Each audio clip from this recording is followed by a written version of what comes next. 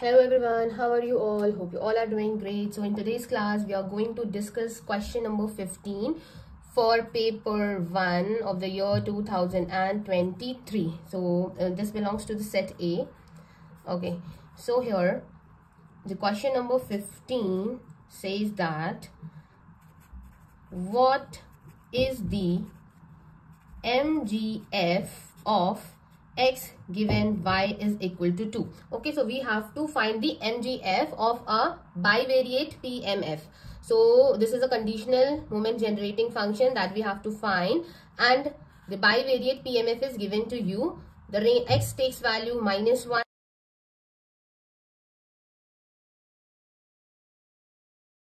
0 and 1. Similarly, y takes value -2, -1, 0, 1 and 2. And the corresponding values are given here: theta, 2 theta, theta, then 2 theta, 3 theta and theta, then 3 theta, theta, theta. Then we have theta, we have 0, we have theta, then we have 2 theta, we have okay, just wait, we have here theta, then here we have 0, and here we have 2 of theta. Okay, so these are the values that are given to us. Okay, so here we have to find the MGF, where the condition is given to us that x given y is taking only value 2, and 4 options are given to us. So I'm writing here the 4 options. So first option is e to the power minus t plus 2 times e to the power t upon 3. Option number B is 1 plus e to the power minus t plus e to the power t whole upon 3. Option number C is 2 times e to the power minus t plus e to the power t whole upon 3. Option number D is 1 minus 2t to the power minus 1. Okay, so now I'm going to calculate the answer. So what is the formula for the expectation? So MGF in terms of expectation, it is expectation e to the power t x, right? But we have to find the MGF of x given y. That means we have to use the conditional PMF of it. Okay, so that is why I am writing here expectation e to the power x, but later on we will use the conditional PMF, right? So what I can write here, summation range over x. What is the range of x? X is going from -1 to +1. E to the power t x, and the conditional PMF can be written as P of x given y is taking value 2. Now I am going to expand it over the whole range of x. So what I will write, e to the power t, at the place of x I have to write here -1, because the first value that x is taking is -1.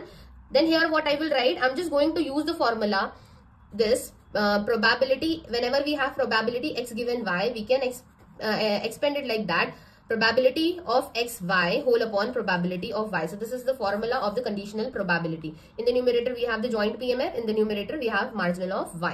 So here x is taking value -1, y is already taking value 2, and here in the denominator we have probability y is taking value 2. So this is the first value that I am substituting here. Similarly, what will be the second term? The second term will be e to the power t, but at the place of x we have to put 0. Okay, now here probability x is taking value 0, y is taking value 2 whole upon probability y is taking value 2. Okay, now what will be the last term, where x will take value 1. So putting 1 here, probability x is taking value 1, comma, y is taking value 2, and whole upon y is taking value 2.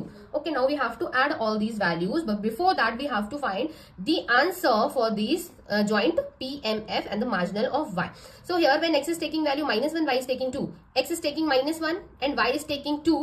The value is given here, which is theta. So that means in the numerator we have to substitute theta. Okay, so I am going to do this part here.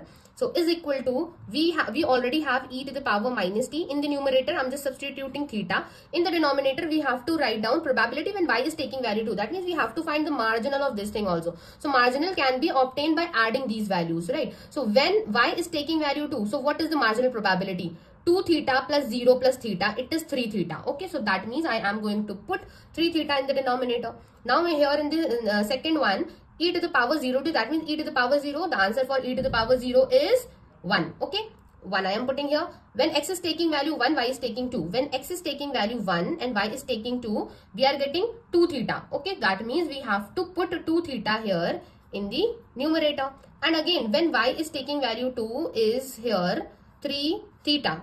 Again, what is the last one? The last one is that e to the power t only. Okay, and when x is taking value 1 and y is taking value 0. Okay. Okay, here I have made a mistake. When x is taking value 0 and y is taking value 2. So that means here we are getting 0. That means we have to substitute 0 here. Okay. And in the last, when x is taking value 1 and y is taking value 0, we have this 2 theta, and in the denominator we have this 3 theta. Now, like multiplying 0 with the 1 and this 3 theta, it will become 0. Now we have only these two terms. We can cancel out theta from theta. We can cancel out theta from theta. And what we have finally, I'm going to write it here. E to the power minus t upon 3 plus e to the power t 2 by 3. Okay, now you can simplify it. And what we will get? We will get... yes, we will get 2 times e to the power t plus e to the power minus t whole by 3. So, which option we are getting from here? 2 times e to the power t plus e to the power minus t whole by 3. That means option number A we are getting. So, this is the correct option. So, I think it is clear to you all. And let me tell you that I am giving you all a live classes for the ISS batch. So, if you like, you can join my live classes.